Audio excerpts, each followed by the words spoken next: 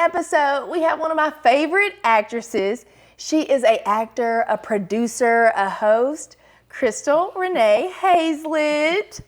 She is the star of Zatima and BET's hit show, Sisters, and most importantly, the host of Keep It Positive, Sweetie podcast. Crystal and I connected on social media, and I've just always admired her from afar, her persistence, her dedication, and honestly, I'm just so happy to have her here with me today. Thank you. Crystal, how are you feeling? I feel like my girl has been busy. You've been moving and grooving. You have so many things you're working on. So how's summer been for you so far? My summer has been amazing. Lots of traveling with my family and friends, which is always exciting and fun to do. Finally getting some sense of normalcy, being back home for a little bit. So I had a good summer. And that's so good, girl. Yeah, I was like, let me just follow through her stories because let me just live through her a little bit. You've been getting a little sun in Miami. I said, oh, baby. Yes, I needed me a little sun, too. I was getting a little pale, honey. Same. So I was like, but you're multifaceted. You're a creative. You're an actor. You've done so much. You're also a singer. Yeah. You worked in D.C. Like, come on. You've literally done it all. So I really want to know, what was your first love? Was it acting? Was it music? Like, was it being a costume designer? Like, what was it when you were little? You were like, oh yeah, this is what I want to be when I grow up. Yeah, my first love was definitely music. Okay. Yeah, my mom put me in the church choir at the age of 5. And when I got my first solo, I think that's when I knew I could sing. Oh. Yeah. So you kind of been like, you've been doing this. So, I feel like everybody's story sometimes kind of like starts in the choir, How your mom be like, get up, come on, you're doing this. But you actually enjoyed it. Your mama didn't have to push you up, did it? No, not like at all. mine, I was like, girl. Yeah. Okay, well, that's so awesome. And then that kind of just led. So what made you start pursuing music more now versus starting out with acting? Yeah, so like you said, I worked on Capitol Hill in Washington, D.C., and I decided that I wanted to pursue my dream, and that was to be an entertainer. Yeah. So it was like more broad. You're like, hey, I kind of want to dabble in a little bit of everything, but I know I want to entertain people. Exactly. Yeah. Okay. Yeah. So Sisters was your first acting gig, correct? It was. Well, I had a few small roles, but that was my first big break. Okay. And so as a result of Sisters, you kind of like got your own show as a team, because as she should have, because I feel like everybody just really connected with you and your character, and I just felt like I don't know, I just felt like it was going to be bigger than that anyway. So when it came out, I was like, I could have called this. I really could have called this. But let's talk about a little bit of your persistence. Like, you said that you had auditioned for a while, and then it took you literally stepping out on faith to be like, okay, I'm gonna just take this risk, and just ask and see what happens. But you felt it in your heart. You're like, I feel like this is good. I feel good about asking Tyler to like, can I be a part of this? Like, bet on me, basically. Bet on me. So how did you get that persistence to feel like, okay, I'm gonna do this? I think it was the confidence of knowing that I had worked my butt off for years, and this wasn't something that I hadn't worked for. And how many years did 10 years. 10 years from the time I moved to Atlanta to the time that I got the guts to say, hey, T, this is what I really want to do. Oh, and wow. Yeah, so a lot of people, they see the instant blow up, but they don't see the hard work. Years of being a PA, the years of costume designing, the years of being a costumer, the years of styling Tyler and running behind him, sacrificing and putting my dreams aside. But even in those years of being a PA, being a costume designer and a costumer, I was still actively auditioning, still getting no's, but still knowing this is what I was supposed to do. But in the meantime, I was still working.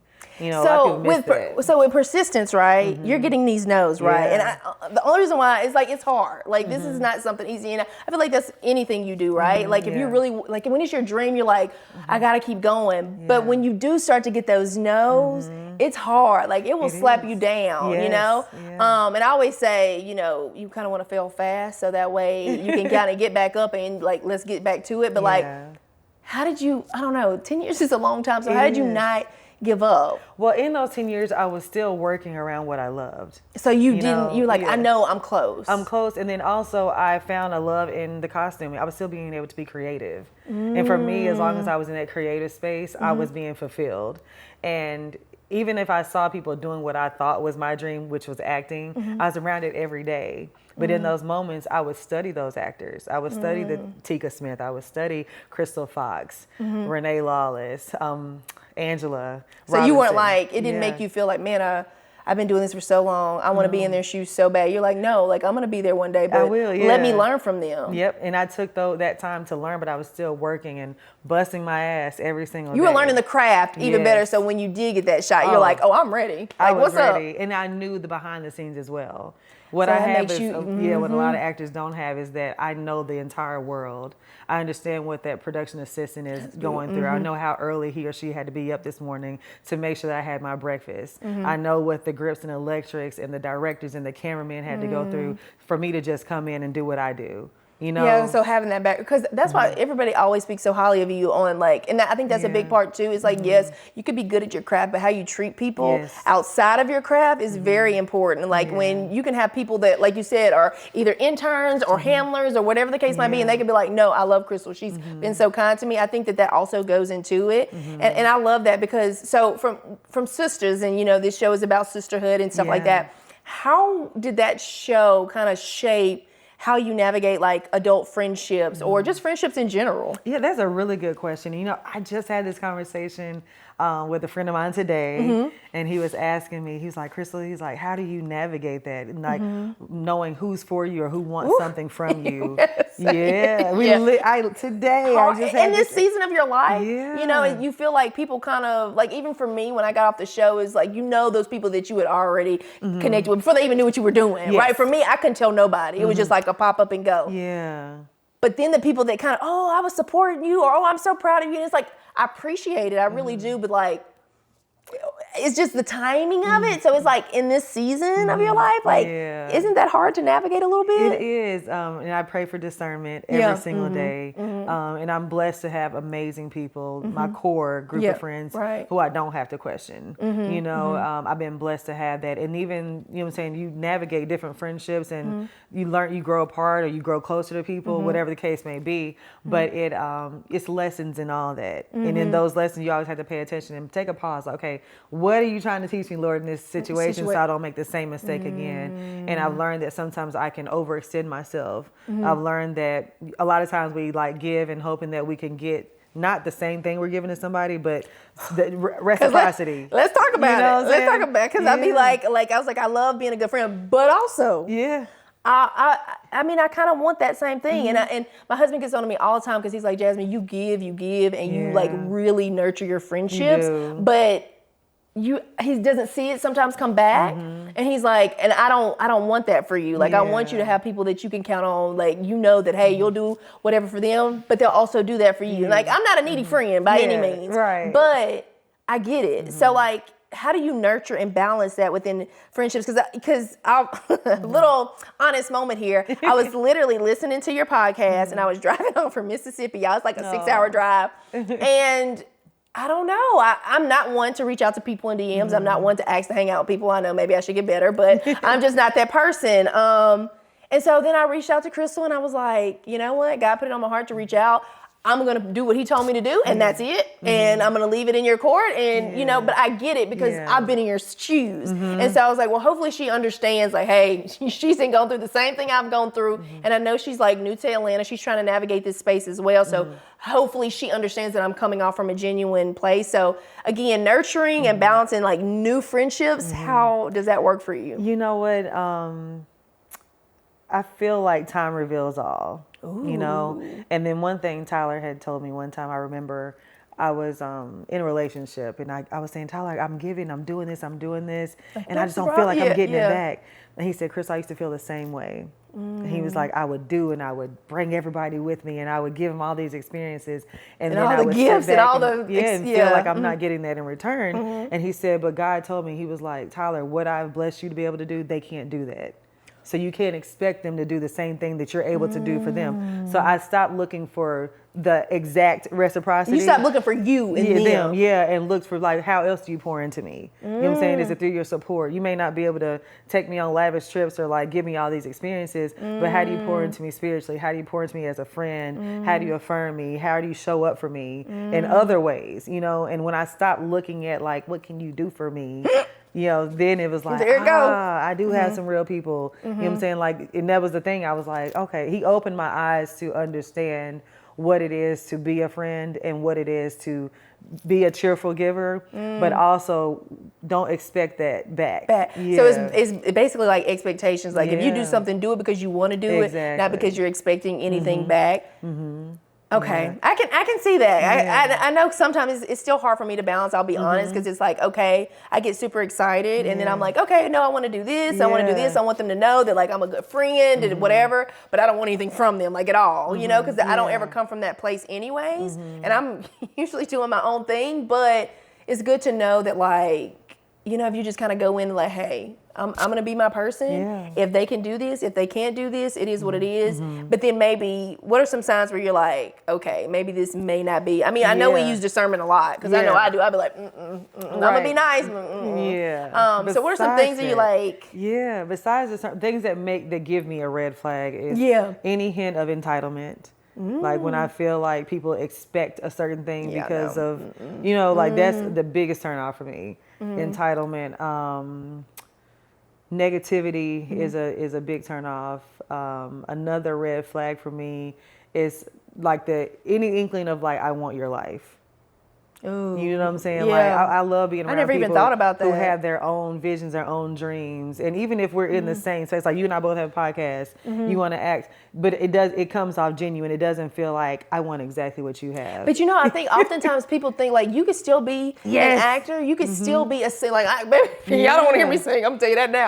Now I can give a little praise shout, but you do not want to hear me sing. But I may want to be in a completely different area. So let's say you're acting, you may want to do more serious roles. I may want to do comedy, right? So it's kind of like, that is real, y'all. I actually do. I want to be like a funny person. I love to make people feel good. I love for people to want to be around me like, hey, when I left your presence, like you made me laugh, you made me happy. That's me. Yes. But you can still do that, right? Yeah. But at the same time, I also think that with that and being friends, like, we can still be in the same space and support each other. However, we can also help each other. Yes. But it may be completely different things. Like where you trying to take your journey is not where I'm trying to take mine, right? But you're working towards that. Yes. It's a difference when somebody wants it and they're not doing anything. They just want you to everything. And I'm not gonna like that's what I said. I'm not gonna ask anybody. Like I'm one of those people that's like the way my dad raised me. He was like, look, he didn't have any sons. It was just 3 girls, and he was like, look, you're gonna always figure it out on your own. Yeah. I don't ask for favors. I don't ask for anybody to do anything for me. You know, it's hard because I've even had a friend be like, Jasmine, like when you have people that want to pour into you, and I'm like, no, I gotta do it the hard way. I want them to know I'm willing to work from the bottom up. And you remember when I was like, oh, I'm gonna start doing background work. You were like, all right, not too much. Calm down. You can have a little fun, but not too much. And I was like, well, but that's what I'm you like. You get stuck there. A lot of people get stuck in that space. Trying to like, trying to get there, but you get stuck in that background world when you're a star. You know, So for me, it's just knowing that like I will help those who are helping themselves. Yeah. You know, but don't expect to just come in because she has all these connections. Yeah. Do it for me. No. Like I work. But you shouldn't even want to even have that experience because then you're not building up your own. Appreciate it. And you don't appreciate it. It's almost like when somebody buys you something versus when you buy it. Yeah. I mean, I've lost my first 5 pair of AirPods. As soon as I bought mine, baby, baby, they beat up. But period. You got them. They're still with me. Yeah. So I completely agree with that. Yeah. So this is a little off top. Well, we kind of touched on it a little bit. So again, you audition for 10 years. You finally get the spot. Now, this is something I struggle with. So I really want to know your opinion on it because this actually happened to you. You were there for 10 years. Well, how many years were you with Tyler Perry Studios before? That have been 7 years. 7, okay. Yeah. So 7 years you're auditioning, right? You're working at the studio with all these people. They know what you kind of want to do, all this kind of stuff. It happens for you, right? How does it feel to then go back into that same studio and you're the star of a lot of, this is going to be good. No, it's really good. Because of how I treated people when I was in the same position as them, those same people champion me now. Tyler talked about this on my podcast. He said, I knew it was something special about you when your entire department came with you on your first day of set. You know what I'm saying? Like that just shows you my heart and type of person I am.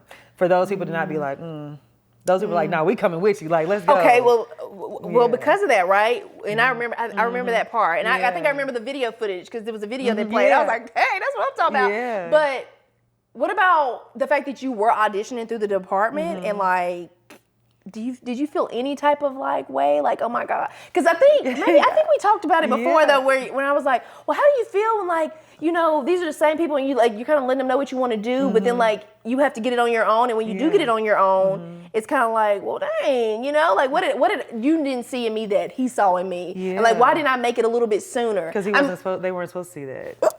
They weren't supposed to see that. It happens in God's timing.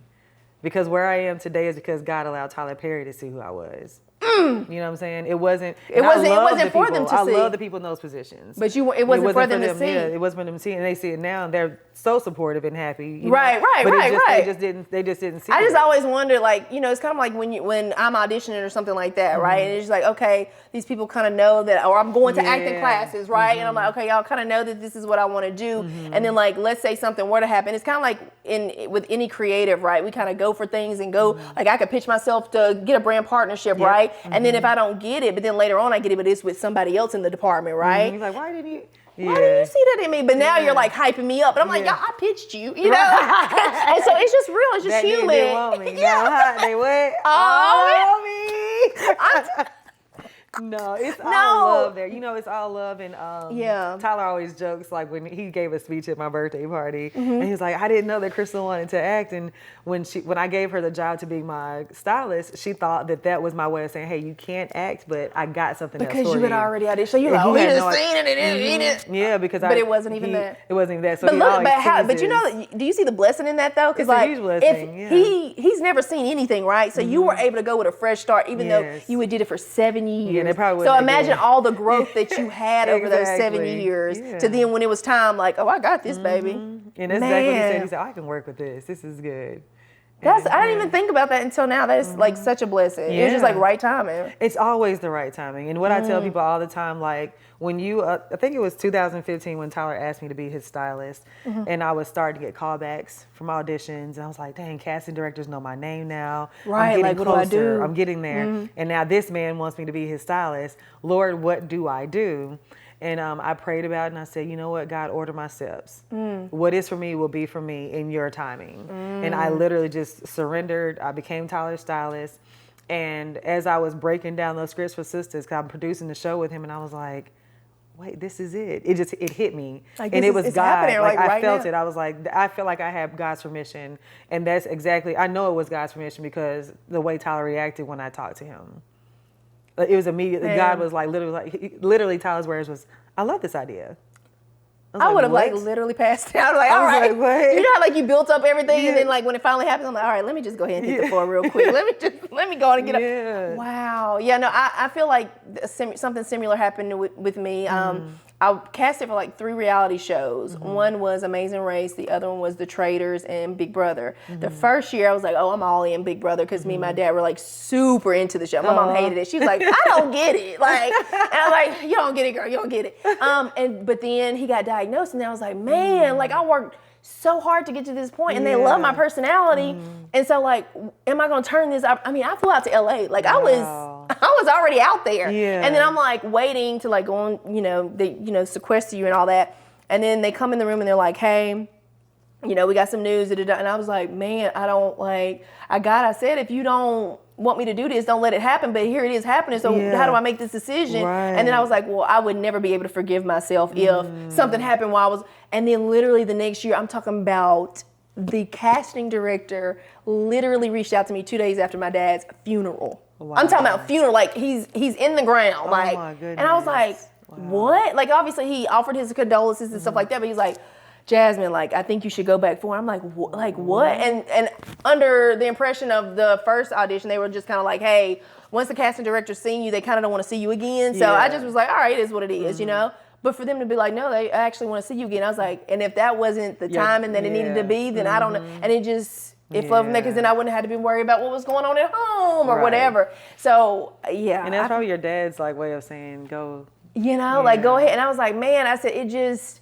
I don't know. With all of it happening, I was like, obviously I would have loved my dad to see it because like, man, that was his show. But at the same time, I felt like he was just kind of like, all right, like this is it. And what's crazy is I have a clip of a video that I was taking of him when he was in his room and he was just like, oh, you're going to do this. I'm like, what? At this time, I'm thinking the medicine is just making him talk all, you know, because it's a lot of medicine to be on. And I mean, when I played the video back, I'm like, in a weird way, did he know? You know, because it was just like, it was so perfect of a message, like in it. He's like, look, you've done a lot, but you're going to do so much more. And I don't even think you get it right now. You may think it's hard, but you got this. So no, I completely get it about like it just being the time. And I understand that creatives, we want it now. And we see what other people are accomplishing. And I fall victim to it all the time. I'm like, well, maybe I'm just not good at this. Or maybe, you know, this. Or I got, you know, I did an audition and everything was well. Like the man was like, no, the director really loves your look.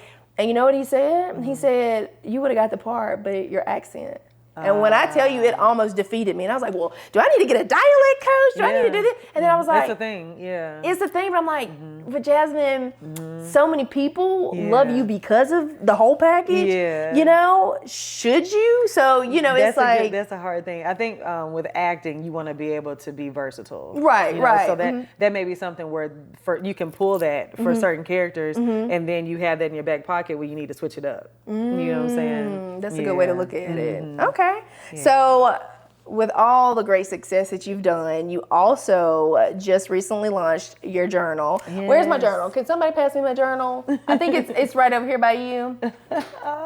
Yes, ma'am. I just found out I was an author because I have a journal. I had no idea. Yes, she's an author. I told her, once you publish something, baby, that's all right. We're added to the bio, okay? But this is her little gratitude. I call it my little gratitude journal because it's so intentional. And I love to write in it because it just, it talks about what you're going through, what you're going through. I'm like, dang, we all kind of have those gratitude journals, but it never really is intentional about. It's just like, what you're grateful for today. And I'm like, all right, well, waking up, breathing, being able to eat, you know. But yours is like, hey, what am I going through? What am I going through? What's the intention for today? And that really sets me up for success. And I really didn't even know how much I needed it until the journal. I was like, oh my God, like this really sets me up for the day. So with that being said, was that like a project that you had already been working on? Did God kind of like place that on your heart with like, hey, I think based on like my community and my supporters, they need something like this in their life? Honestly, it was last year, January of 2022, my pastor,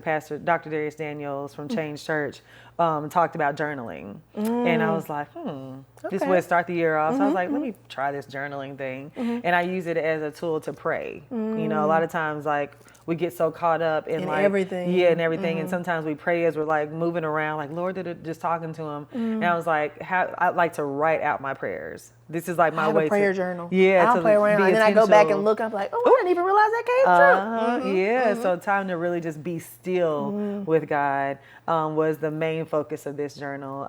And I had a gratitude journal as well, which is like start the day. What are you grateful for? You know, and then those intentions, setting those intentions for the day. Like you said, it just sets the tone for the day. And then at nighttime, just kind of reflecting on the day.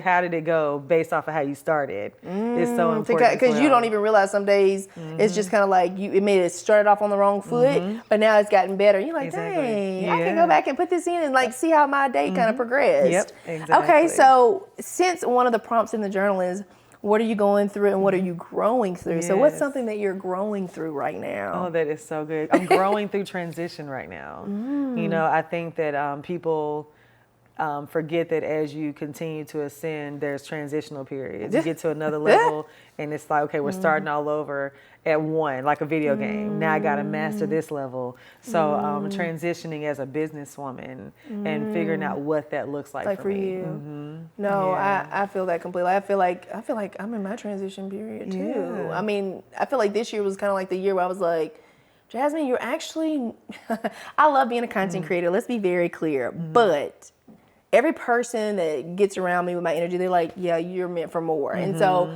it's like, I always felt that way, but I felt like the way I grew up in a very small town, it was like, you know, you kind of see people and you're like, well, they don't look like me. I'm not as small as them. I don't have, you know, and you kind of doubt yourself. So you kind of bring yourself down a little bit. And I'm like, you know what? No, actually, I may be in a transitional period and, you know, I'm figuring it out. But at the same time, now more than ever, I kind of know what I want to work towards and what I want to do. So, and that's just transition, you know, we got to figure it out. But that's so good to know. So you want to do like more business and like, I feel like, I don't know, y'all, everything Crystal drops is good. So every time I see that post, I'm like, let me hold my breath. Let me hold my breath a little bit because I know this is about to be good. But no, I'm so excited for everything that you're going to have, and everything you do turns to gold. And I just feel like God has literally blessed you so much, and he continues to have his hands on you. And we see it. Your supporters see it, and we love you for that. Thank you. But yeah, so last question is what's next, and what are you excited for, and what can we expect from Crystal coming up in the next few years? Yes. Right now, I just purchased a women's soccer team in Washington, D.C. You better say that. So I'm a co-owner of. Wow, congratulations. Thank you. DC Power Women's Football Club. We have our first opening game at home in Washington, September 13th. So super excited about that. Really want to champion women in the sports space. I love sports. But what's your favorite sport? Basketball. Basketball is my favorite sport. Yeah. I think. Wait, no, you were. I think I didn't get to see you that day, but you were there. I forgot what game it was, but I just know. I'm at all the games. I know Boosie was back there acting a fool. Oh, every game. On the floor. I said, now, Boosie, we're just trying to have a good time back Boosie here. is the Hawks' the second mascot. Basically. We got Harry and then we got Boosie. Basically. And then like literally he came over to me. He's like, what you eating? I'm like, no, Boosie, you see these fries. Like, let's get back. But no, okay, basketball's my favorite too. Okay. We gotta go to a game together. Yeah. Yes. Season's coming up. I saw you, but I was like, baby, when I be focused, I be like, let me eat. I was really trying to get fat back there. I'm not even gonna lie. Y'all, I was like, I can't lose my seat and try to get fat. So I was like, I will let Crystal enjoy her game and we'll get back to it. Oh, you're probably in the club. Yeah, I was back there. We leave like 2 minutes before halftime to get our spot in the club because it's like always crazy. I was like, why is it so? I told the secret. We can cut that out. We can cut that out. We can cut it out. Like, that's it. Everybody but I was leaving. wondering because we were on the floor, but I feel like I never want to sit. Yeah. I always want to stand. And so then I came and I went and I was like, oh yeah, this food. I'm sorry. I just do not want to leave this food. And nobody was really back there. And then it was like a club, like legit a club. I was like, the Delta what Club. did I miss? Yeah, that's it. Capital C. Literally. Yeah. Well, So that's happening. And then I have movies. I want to direct. I want to do more of my podcast, continue to just build community. You know, I feel like what I've done so far, I'm very proud of it. Absolutely. But I want to continue to grow that and nurture it. I feel like eventually you're going to end up like, I know you're going to be an amazing director because I mean, you technically already dabbled your toes in that, right? But I feel like you're going to have a lot of like younger women really aspire to, you connect with them and kind of like help them navigate. I can totally see that. And I feel like that's the path you're already on. But I think that they're going to really, really love that, when you start sharing more of that. But we're here for the journey. We're here to support you. We love you. Thank you so much. Well, it's time to wrap it on up. Oh, wow, that was good. Yeah, that was fast. Yeah, I mean, I wouldn't sit here and talk all day, but y'all got to stay on schedule because if not, me and Chris will be sitting there like, girl. Right. So anyway, we were over here the other week, but I ain't going to do that to y'all. But yeah, so thank you guys so much for watching. Again, Crystal, Renee Hayslett, thank you again for being here with me. I appreciate you so much. And Of course. Thank you.